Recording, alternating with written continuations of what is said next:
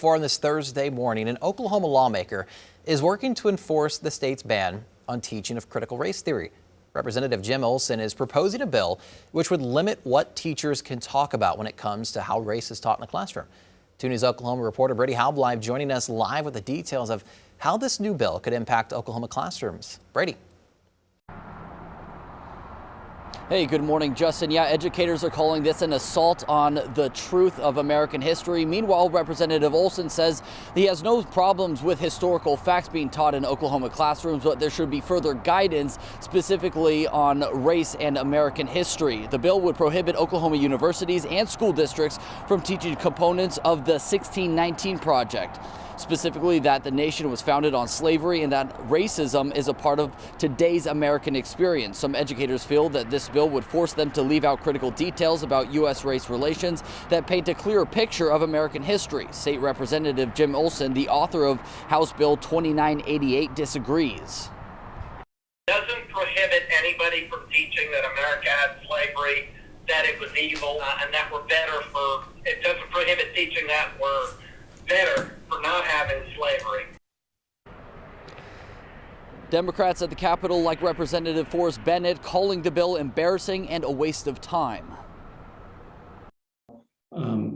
Educators in this state are just trying to do their job, and it's an embarrassment for those of us who want Oklahoma kids to grow up, with the ability to compete with kids from around the world for opportunities past high school, and setting kids up for failure in ways like this would be doesn't do anybody any favors.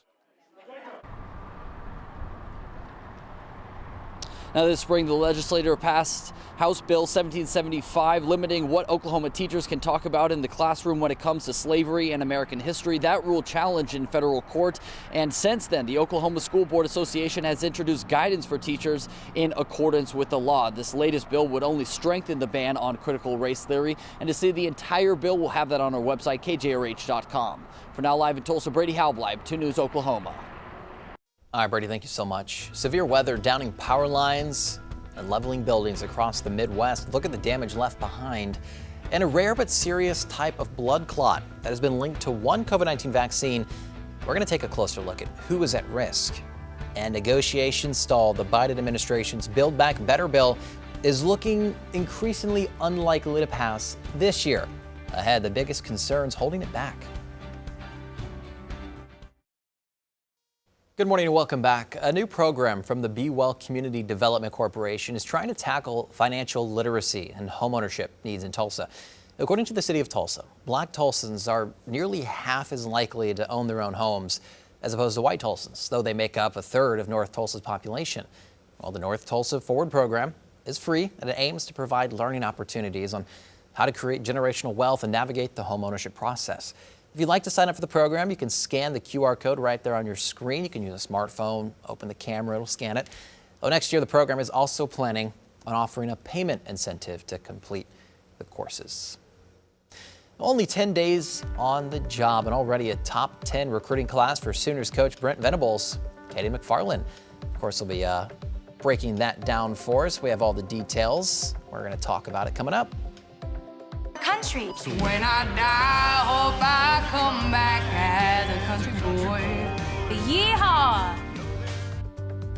And Ariana Grande's newest career venture, an audition for Blake Shelton's newest country music video. But does she make the cut? I don't know. We'll talk about it. And highs for today will be much cooler than what we've seen in the last several days. We'll talk about the return of some north winds as well and that smoky smell going on right now this morning.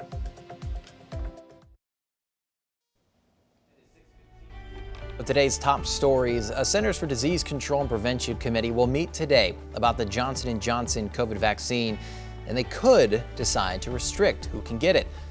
The Washington Post reporting members will hear about new cases of blood clots tied to the vaccine. The FDA says although problems arose in men and women, the highest rate was in about 1 in 100,000 in women ages 30 to 49. And we are just a couple of hours away from the newest weekly unemployment report. Last week's report showed the fewest initial claims in 52 years. Well, just yesterday, The head of the Federal Reserve said the labor market is hotter than it ever was before the pandemic. Help for parents, improvements to health care, and money to fight climate change are all on the line this morning. The Biden administration's Build Back Better bill, though, is stalled in the Senate, and it's looking increasingly unlikely to pass this year. Senator Joe Manchin is holding out over the cost of the bill. His negotiations with President Joe Biden are reportedly going poorly. Well, and President Biden visited parts of Kentucky to see the damage and to meet with some of the families impacted by the tornadoes that hit the area. Kentucky's Governor Andy Beshear said it may seem like the state is broken, but they will come through this together. The president said the federal government will be there to help for as long as it takes. And the Midwest hit by another band of dangerous weather. Thousands of people were left without power in southern Minnesota and Iowa. In the town of Heartland, Minnesota, several buildings were damaged. And in Kansas City, high winds caused some serious damage. Trees falling on the homes, a power line toppling onto a school bus as well. All right, take a look at this video. Those severe storms at one point creating a major dust storm. This video taken by a family as they drove along I-70 from Denver to Kansas City. You can see just how low that visibility was at the time. They can almost not even see that SUV in front of them. On Wednesday, the Kansas Department of Transportation closed I-70 both directions. That interstate, though, is back open this morning. We have dealt with winds right here in Oklahoma as well. It hasn't created any situations like that, but we have seen some, not necessarily fog, but some smoke out there. What's going on? Creating a little bit of a haze, a historic month to say the least, Justin, and this is definitely going to be one for the books. This morning, we're keeping a close watch on those showers and thunderstorms. Thankfully, as it pushed through our area, we really started to lose that momentum, but we are keeping a close watch on those lightning strikes, seeing those on the uptick right now, mainly in that cell just south of Fayetteville. We do have a few light showers, mainly south of Muskogee over to Fort Smith and into Poto. So this morning, that's the only rainfall we're seeing on radar. Rainfall totals here in our area, we're happy to see some of this green prior picked up right around a little over an inch of rainfall. And that's where you're seeing some of those green outline areas just off to the east of Tulsa County. So that's where we're seeing the bulk of that precipitation. Unfortunately, where you weren't seeing any color was over in the Panhandle. Panhandle really needs that rainfall. I know we all do, but they, especially because of those winds yesterday, gusting upward of 75, even 80 miles per hour in the Panhandle. I know we had bad winds, but that is also creating some fire issues with that lack of precipitation. And those north winds now in play, that's what's dragging that in this morning. These north winds now with 17 miles per hour sustained will have periodic gusts pushing about 25 miles per hour this morning. And with those north winds, it's dragging in that smoke from the Panhandle. So that's why if you step outside, you might have a little bit of an issue out the door, maybe smelling that smoke as well. Sensitive groups, be advised. We're talking any heart disease, any people that have issues with the lungs, make sure that you are prepared or maybe limit any time outdoors for today until they can get those wildfires taken care of. What a variation with those temperatures. Where you saw those showers firing up, 56 in Stigler, 45 here in Tulsa. McAllister, I've had my eye on you guys this morning. You were at 70 degrees within the last half hour, dropping off quite a bit. 40s in most locations, so a coat needed as you're headed out the door this morning. Winds will be with us this morning as well. I do expect those to taper off quite a bit for the afternoon, so not nearly as powerful from start to finish as what we had yesterday, but periodic gusts this morning about 25 miles per hour. We'll keep those temperatures in the 40s and then 50s as we head into the afternoon. Not climbing out of those 50s. I went ahead and dropped us down to about 58 for the daytime high, seeing that those north winds are in play about 5 to 15 miles per hour. As we look towards the evening sunset now at 5:12, clouds building in, and yes, we have rain chances not until tomorrow. We'll see this system lift back into the area, and that's going to drive in showers and a few thunderstorms. And with that, we'll see some heavier pockets of rainfall. Here's what we're looking at in terms of how much rainfall potential. Keep in mind, these are projected models, looking at a good soaking across the area, with a lot of us looking at either half an inch to right around an inch of total accumulation. As we look at the weekend, we'll be dried out, but temperatures falling off quite a bit. First hard freeze likely to arrive Saturday night into Sunday. Let's pull to your time saver traffic. We do have live team coverage. Not only is Mark Fulta out and about keeping an eye on that smoke, but we also have Andrew, who's out on those area roadways, keeping a close watch for you this morning. I know we're waiting on that sun to come up. It will be a hazy day. It will be a smoky day. Prepare yourself as you head out the door and allow that extra time. We do have 2 accidents to talk about, so let's go and pull over to those graphics. The first one took place about half an hour ago, and that one is near Pine. Off of Gardette Road, accident around Pine Street. The second one is in the heart of downtown. 5th Street accident around Denver Avenue. Crews are on the scene right now taking care of that. Avoid those areas if this is part of your morning commute, if you're going to be out and about within the next half hour. Owasso to downtown, 13 minutes on 169. Justin. Catch the beer cans? Yep. You ready?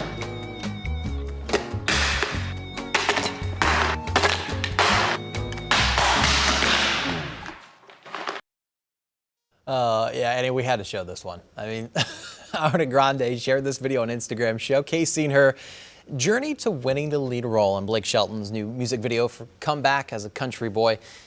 She failed at some of the tasks given to her in the video, like running a chainsaw and catching some beer cans. She seemed to make an impression on the directors and brought it home strong.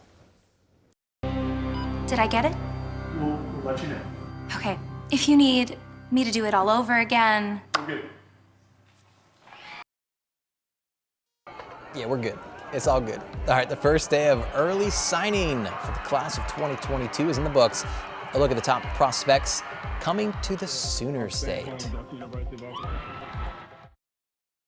Hey, welcome back. Yesterday was a pretty big day for Oklahoma sports. New OU coach Brent Venables making a pretty big first impression. 13 new players signed with Venables. 4 of them are star prospects. The new head coach spoke about how he made it work in such a short amount of time. What I think is a testament to keeping the vast majority of the class together right away for me was that how good of a job the staff had done at creating deep-seated relationships that kind of get you through a time like this. We've got a tremendous product to sell. It's exciting for me. It's easy. I am passionate about Oklahoma football, the tradition, the excellence, and so I think that comes across in the living room. And 2 Tulsa area kids signed with the Sooners, both defensive backs. And the Cowboys also putting together one of their best classes. OSU football signed 17 new players. 6 of them are 4-star players. Here's Gundy on the big day for the Pokes. Now, I can't control that. I'm not in charge of the overall concept of what we're doing here, but we have a real chance if we're willing to move forward and take that step right now. And this is a good example that you brought up. I don't know that we've ever signed 4 or 5 players that had traditional offers from schools that we don't beat. And the signers include 3 kids from Green Country. Good to see. All right, all day today, us 2 news folk are going to be collecting donations for the Red Kettle, where you can come out and see us. And of course, donate as well. And still ahead, a breakdown of the cost of COVID and how much it is impacting insurance bills all across Oklahoma. And with just over a week until Christmas, some are wondering how the holiday could play out with Omicron. How much Thanksgiving holiday impacted our COVID infection rates right now. Hey, good morning. Thank you so much for waking up with 2 News Oklahoma today. I'm Justin Fisher, and of course, we are so happy to have meteorologist Andy Brown in for us. 6:30 morning's going on. I feel like my eyes are burning. I can't tell if that's just because I'm tired or if it's the actual smoke in the air. See, and I'm over here Like going, a I think bonfire. it's the winds from yesterday that are causing my eyes a little bit. See, I stayed inside all day yesterday. I didn't go out. Smart. That's smart. I was Dealing like, with it today, though. You know what? I was taking advantage of that 78 warmth in December. was nice. Historic month, to say the least. Yeah, that's putting it mildly.